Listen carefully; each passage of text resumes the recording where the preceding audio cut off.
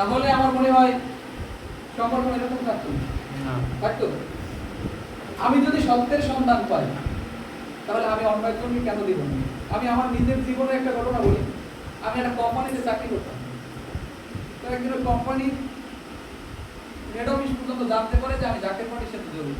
তো তখন আমার চাপ প্রয়োগ করা হয় যে আপনি জাকের পার্টি করতে পারেন, আপনি জাকের পার্টি করলে কোম্পানিতে থাকতে পারবেন না। এটা প্রত্যক্ষ একজন সাক্ষী আছে করি এদিকে চাকরি করবেন।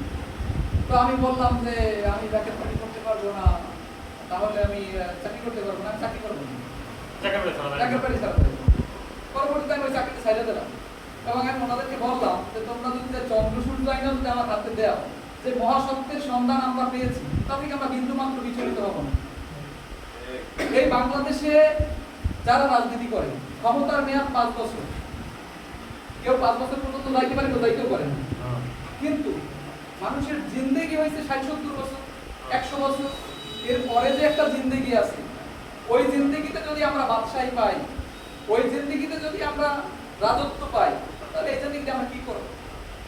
আমরা সবসময় চাই যে আমরা সত্য ইসলামের পতাকা তলে থাকি। সত্য ইসলাম যেহেতু আমরা চাই, তাহলে কি একটা মিথ্যা ইসলাম আছে না? তাহলে সত্য ইসলাম হলো কেন? সত্য ইসলাম আর মিথ্যা ইসলামের মধ্যে পার্থক্য কি? সত্য ইসলামের আদর্শে যারা আদর্শবান, তারা যে সবাই আক্রোশী মুরিদ বা তারা সবাই জাকের পার্টির সদস্য, এমনটা কিন্তু না। যারা সবাই নবীর প্রেমের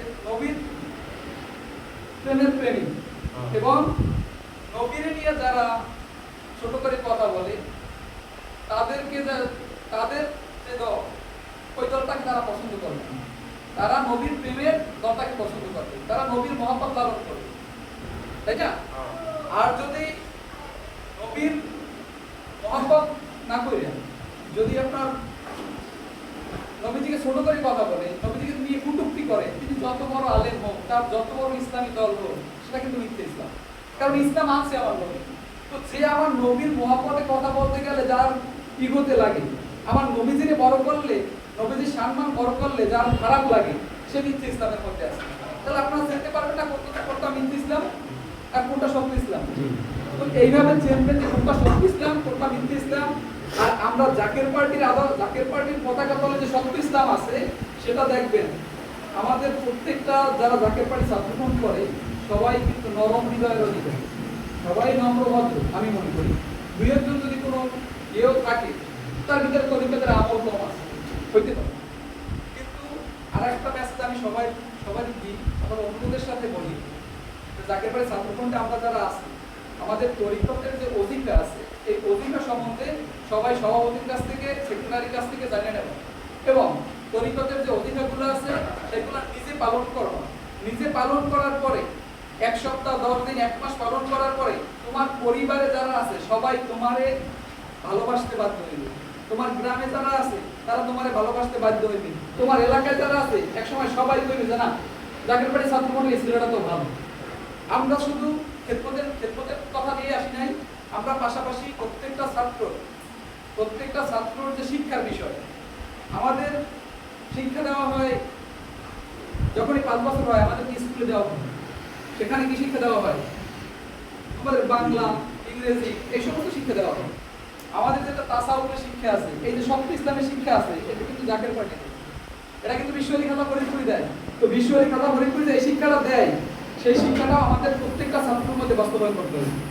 আমাদের প্রত্যেকটা ছাত্রকে ফাতিহা শরীফ শিখতে হবে, প্রত্যেকটা ছাত্রকে মিলাদ শরীফ শিখতে হবে, প্রত্যেকটা ছাত্রকে তরিকতের প্রত্যেক অধিকার পালন করতে হবে, প্রত্যেককে রাত্র 3টায় রহমত পালন করতে হবে। আমরা এখানে যে কজন আছি সবাই যদি রাত্র 3টায় রহমত পালন করি, তাহলে আমার বিশ্বাস এই বেতাগীতে রহমতের আর ঘাটতি হওয়ার কথা না। একজন আলেম বলছেন যে রাত্র 3টার পরে আল্লাহ পাক ফেরেশতাদেরকে রহমত নিয়ে পৃথিবীতে পাঠায়। তোমরা যাও, যাই দেখো যে কার রহমত লাগে, কে অভাবে আছে, কে ঋণগ্রস্ত আছে, কে ক্ষুধার যন্ত্রণায় আছে, রহমত দিয়ে আসে। তো রাত্রে আসার পরে ফেরেশতারা দেখে যে সবাই ঘুমায়। তো ফেরেশতারা আল্লাহরে বলে, আল্লাহ আমরা তো রহমত নিয়ে আসছি, রহমত কি করবো? কারণ আল্লাহ তো রহমতের অভাব আছে। তিনি বলে যে রহমত তোমরা সাগরে পালাই দাও অথবা জঙ্গলে পালাই দাও। এই জন্য দেখবেন যে সাগরের মাছের কিন্তু খাবার লাগে না। স্বাদের কখনো অভাব হয়েছে সাগরের মাছের? কারণ তারা আল্লাহ পাকের রহমত পায়।